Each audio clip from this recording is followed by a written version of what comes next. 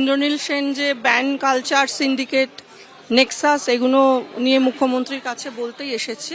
15 বছর ধরে তো লড়াইটা লড়ছি, যাতে আমার মামলাটা একটু তাড়াতাড়ি হয় সেটা একটু দেখতে বলবো আজকে। জনতার দরবার মঙ্গলবার কেউ এসেছেন ব্যান কালচারের বিরুদ্ধে আওয়াজ তুলতে, কেউ এসেছেন স্বামীর খুনের বিচার চাইতে, আবার সুন্দরবন থেকে বিশেষভাবে সক্ষম স্বামীকে কাঁধে নিয়ে কষ্টের কথা জানাতে এসেছিলেন এই মহিলা।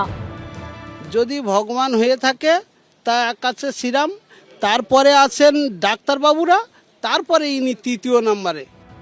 মঙ্গলবার সল্টলেকে রাজ্য বিজেপির সদর দপ্তরে ছিল জনতার দরবারের তৃতীয় পর্ব। মঙ্গলবার মুখ্যমন্ত্রীর সঙ্গে দেখা করার জন্য সকাল থেকেই পড়েছিল লম্বা লাইন। আজকে জনতার দরবারে অনেক নাগরিকই এসছেন মুখ্যমন্ত্রীর কাছে বিভিন্ন আর্জি নিয়ে। এখানে যারা দেখতে পাচ্ছি তারা প্রত্যেকে বিভিন্ন আর্জি নিয়ে এসছেন। তাদের মধ্যেই ছিলেন ঋদ্ধি বন্দ্যোপাধ্যায়, যিনি প্রাক্তন তথ্য সংস্কৃতি প্রতিমন্ত্রী ইন্দ্রনীল সেনের আমলে ব্যান কালচারের প্রতিবাদে সরব হন।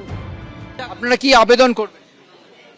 আমাদের আবেদন একটা হচ্ছে, আমাদের যাদের যাদের ব্যান করা হয়েছিল, আমাদের কাজ দেওয়া হতো না, সেটা তো এখন এই বাতাবরণে ওইটা ব্যান কালচারটাই আর নেই। নতুন ছেলে মেয়ে যারা আসবে, যারা যোগ্য, তারা যেন কাজ পায়, সবাই আমরা কাজ পাই। এবং যে এখানকার সব শিল্পীরা যারা 10টার মধ্যে 10টা কাজই পেতেন সেই নেক্সাসের সদস্য বলে, তাদের কাজটা যেন একটু কমে।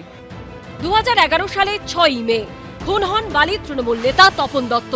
সেই ঘটনায় দলের একাংশের বিরুদ্ধেই খুনের অভিযোগ তোলে পরিবার। তারপর প্রায় 15 বছর হয়ে গেছে। তৃণমূল সরকার গিয়ে এখন ক্ষমতায় বিজেপি। বর্তমানে সিবিআই এর হাতে রয়েছে তদন্তভার, কিন্তু সেই তদন্তের গতিও মন্থর। সেই অভিযোগ ও দোষীদের শাস্তির দাবি নিয়ে মুখ্যমন্ত্রীর দরবারে এসেছিলেন তপন দত্তের স্ত্রী প্রতিমা দত্ত। উনি যেটা বললেন যে আমি তো ডাইরেক্ট সিবিআইকে কোনো ইনস্ট্রাকশন দিতে পারি না, সেটা আমার এতে নেই, আমার আয়ত্তের মধ্যে নয়। তবে আমি অবশ্যই চেষ্টা করব যাতে অন্য কোনো র্যাঙ্কের অফিসারদের সাথে কথা বলে করা যায়, সেটা আমি চেষ্টা করব। অত্যন্ত হতদরিদ্র পরিবার, নুন আনতে পান্তা ফুরোনোর মতো অবস্থা, তার উপর পায়ে চলার ক্ষমতা নেই স্বামী।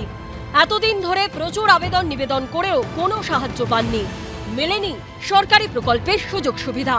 এই পরিস্থিতিতে নতুন মুখ্যমন্ত্রীর কাছে স্বামীকে কাঁধে চাপিয়ে নিয়ে এসেছিলেন স্ত্রী।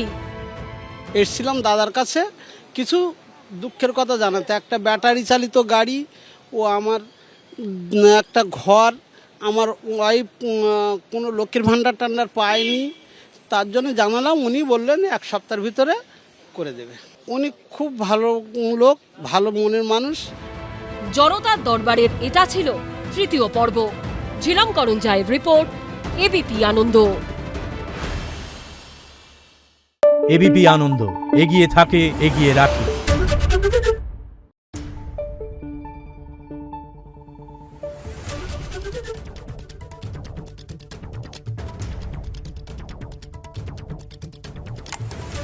Thank you.